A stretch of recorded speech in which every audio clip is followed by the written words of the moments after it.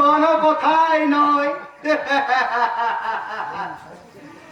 আরে মশাই, বনেদি বংশ দত্ত পরিবারের মানুষ আমি যদি ছেলের বিয়েতে পণ নিই তাহলে আমার পূর্বপুরুষের যে কলঙ্কিত হবে। তাছাড়া আমি ছেলের বাবার কাছে পণ নিয়ে আর আপনি মেয়ের বাবা বলে চোখের জল মুছতে মুছতে ভিটে মাটি বিক্রি করে আমায় পণ দেবে, তেমন আমার ছোট্ট মন নয় মশাই। তাহলে আপনি শুধু সোসাইটিতে আমার প্রেস্টিজটুকু বাঁচায় রাখার জন্য চেষ্টা করবেন, তাহলেই আমি খুশি।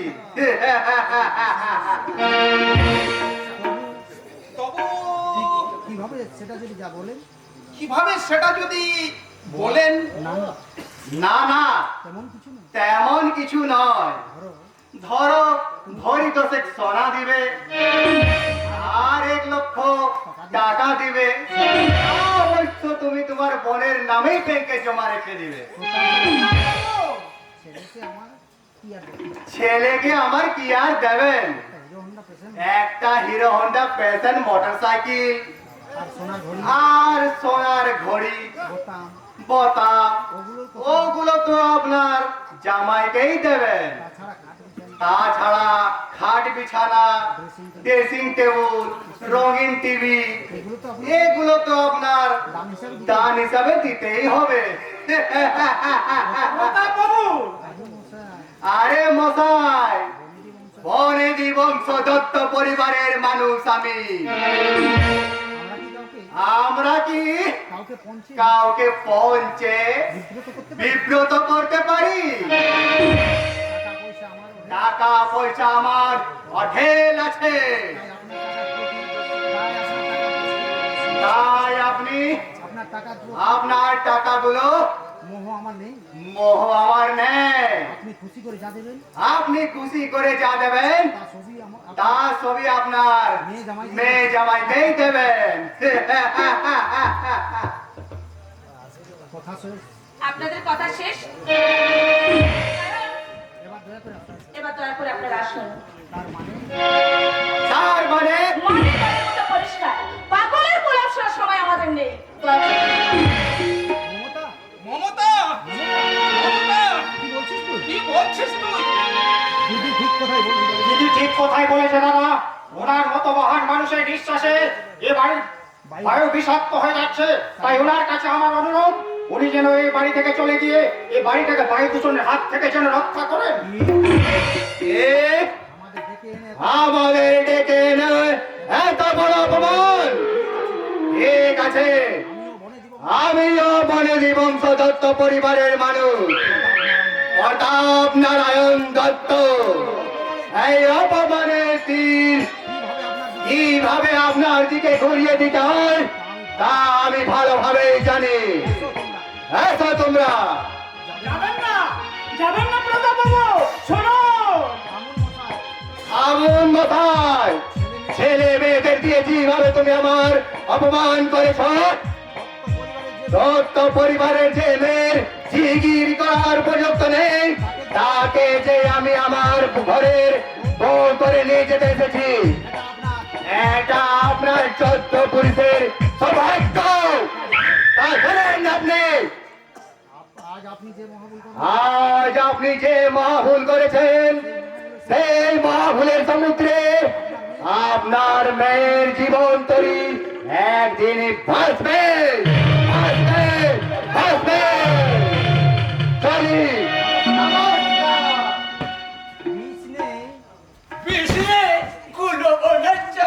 ঠিক আছে, ঠিক আছে। 2 পয়সা খরচ করে ঘুরাবেন আর বড় বড় চোপা চোপা। আরে মশাই, পারবেন তো ছেলের বিয়ে দিতে? তাকে চটিয়ে পারবেন তো? তখন বুঝবেন ছোট বুকে বড় বড় বড় বড় চোপা।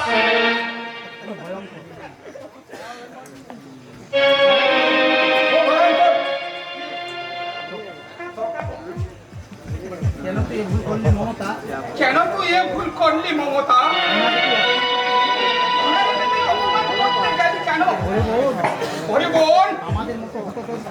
আমাদের মতো হতো দরিদ্রতার মন হয়ে সহ্য করতে হবে রে মন, সহ্য করতে হবে।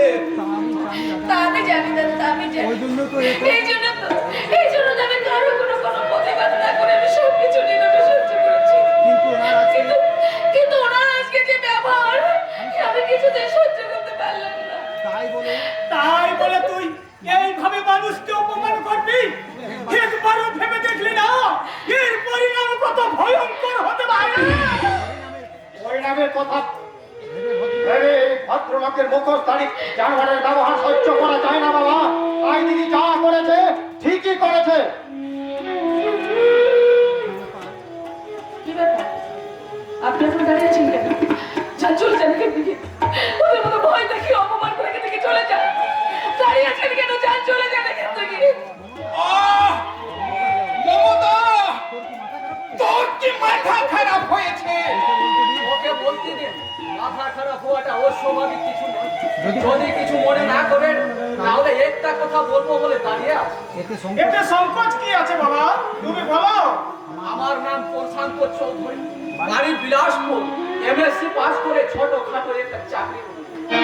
যদি আমাকে একান্ত অযোগ্য মনে না করে আর মমতা দেবীর যদি অমত না থাকে তাহলে মমতা দেবীকে আমি বিয়ে করতে রাজি আছি। এবং আগে তার সুসম্পন্ন হোক। কি বলছো? মমত কি বলছো? তোমার মতো ছেলের সঙ্গে তোমার মতো ছেলের সঙ্গে মমতার বিয়ে হবে, এ তো তার অনেক সাধনার ফল। তাই এক্ষুনি আমি সব ব্যবস্থা করেছে। সব ব্যবস্থা করে ফেলছি। শুভ কাজ শুভ কাজ আজই গধূলি আজ এই গধুর লগ্নে। তোমার বাড়ির লোকজনেরও তো একটা মতামত। বাড়িতে আছে বলতে বাড়িতে আছে বলতে আমার মা আর ছোট ভাই আর এক পুরানা চাকর রহলে আমার মতের উপর ওদের কারো অমত হবে না। কিন্তু আপনার মাও অমত করতে পারেন। আপনারা সকলে মিথ্যায় আপনারা সকলে মিথ্যায় কুশ্চিন্তর জালে জড়িয়ে ভুল পাচ্ছেন। আজকের এই ক্ষণিকের পরিচয়ে মমতার মধ্যে যে সহিষ্ণুতা আমি দেখেছি তাতে যে সকলকে আপন করে সংসার করে মন্দির করে গড়ে তুলতে পারবে এ বিশ্বাস আমার নির্ভর। তোমার বিশ্বাসের যেন চিরন্তন সত্য হয় বাবা। আর যদি তোমার মা অমত করে তাহলে আমি তার পায়ে ধরে হলো মতো করাবো। আমি জানি এমন মহান উদার সন্তান যিনি গর্ভে ধারণ করেছেন